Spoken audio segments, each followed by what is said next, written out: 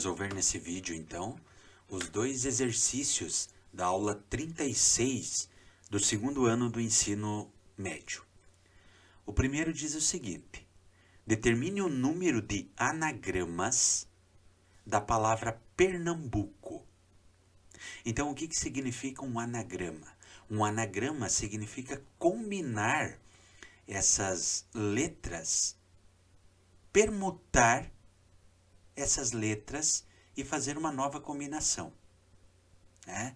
Então, por exemplo, Pernambuco é uma palavra que faz sentido. Agora, se eu mudar só o E aqui, ó, eu mudei o E e o P, agora eu já criei uma outra palavra que não faz sentido, tá? Então, isso que a gente chama de anagrama.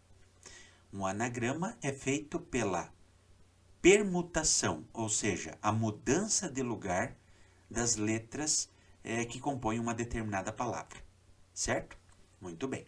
Então, o que a gente pode observar aqui? Que todas essas letras, elas são diferentes, elas são distintas. Então, tem quantas letras aqui? 1, 2, 3, 4, 5, 6, 7, 8, 9, 10. Há 10 letras diferentes. Então, o que é que nós vamos fazer aqui? Nós vamos fazer uma permutação de 10 elementos, certo? Bom, o que acontece nessa permutação? Quando eu mudo uma letra de lugar aqui, significa que eu altero toda a minha organização da palavra, certo? Então, o que eu vou ter que fazer? Eu vou ter que fazer uma permutação de 10 elementos, certo? Então, essa permutação é de 10 elementos. E uma permutação de 10 elementos significa fazer o fatorial desses 10 elementos, tá? Então, a permutação, ou seja, a mudança de lugar desses 10 elementos, nada mais é do que um fatorial de 10. E nós sabemos que o fatorial de 10 é 10 vezes 9, 8, 7, 6, 5, 4, 3, 2 e 1. Então, ao resolvermos esta multiplicação, nós vamos encontrar o total de anagramas que nós podemos fazer com essas letras da palavra Pernambuco. Ao resolvermos estas multiplicações, nós vamos chegar ao número 3.628.800, que para nós está representado aqui na letra C. Resolvendo o exercício número 2 da aula 36. Em uma turma de matemática, a professora Fabiola escolherá semanalmente um aluno para apresentar na sua aula.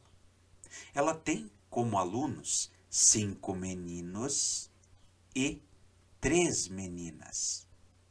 E cada um irá apresentar apenas um tema.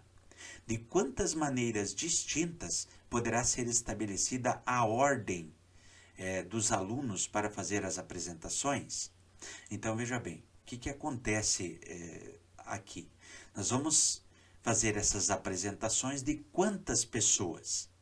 Serão 5 mais 3. Então, serão 8 pessoas que irão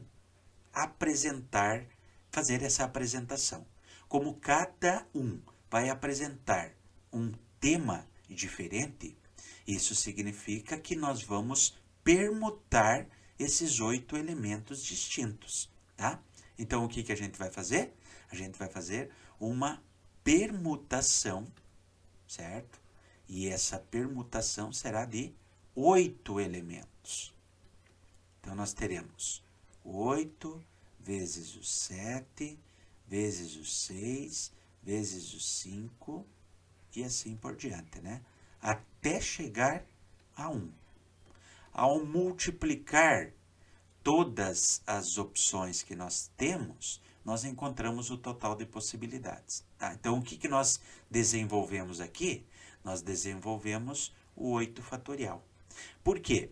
Porque o primeiro aluno aqui, ou a primeira pessoa que vai apresentar, que pode ser qualquer uma, pode apresentar qualquer tipo de tema, né? Dentre aqueles estabelecidos pelo professor. Aqui, como já foi escolhido um tema, essa pessoa só tem 7 opções. O terceiro que for apresentar já tem 2 opções a menos. Então, sobraram só 6 temas ali. E assim por diante, até chegar ao último, que lhe restará somente um. Então, ao resolver o fatorial de 8, nós vamos encontrar, então, o total de maneiras que tem de escolha desses temas para a apresentação. E nós vamos chegar aqui a um resultado de 40.320 maneiras distintas de organização, com esses 5 meninos e essas 3 meninas, utilizando então os temas propostos aí pela professora, que para nós está representado aqui na letra D.